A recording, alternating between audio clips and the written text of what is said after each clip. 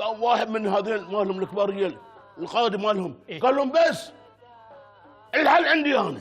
يعني ويش؟ ايه قالوا انا اقول. قال اذا تبون مكاتبكم توصل انكم سلم بوتيله. السلام. نعم. وش سوى يعني وش سوى؟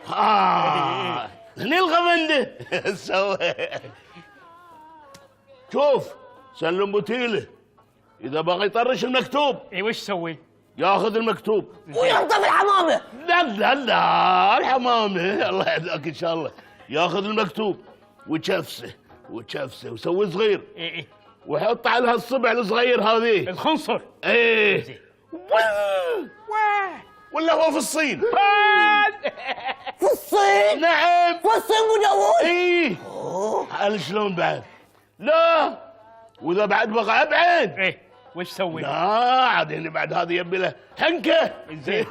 هلا بعد شلون؟ الله يرضاك. نعم. خذ المكتوب ايه شفسه ايه شفسه وحطه على الصبع العود. ايه هاي الصبر. عرفت ايه؟ زين. وجاني كذي القمر. نعم. القمر. انت ما تشوف احنا القمر مقضب. إيه. هاي كلها من مكاتيبه من اللي طرشها. ما شاء الله. هل شلون؟ تعرف شي قوم خلنا نمشي قبل الجاجل تنصدم منه. يقول لك قبل القمر قم فمان الله. قعدوا يلا قعدوا. ايش فيكم انتم؟ ما تعرفون انتم جلسه الميالس شلون قاعدون يسمعون الريايل تحكي. زين بس بنروح شويه. وين بتروحون؟ ماشي ابو داوود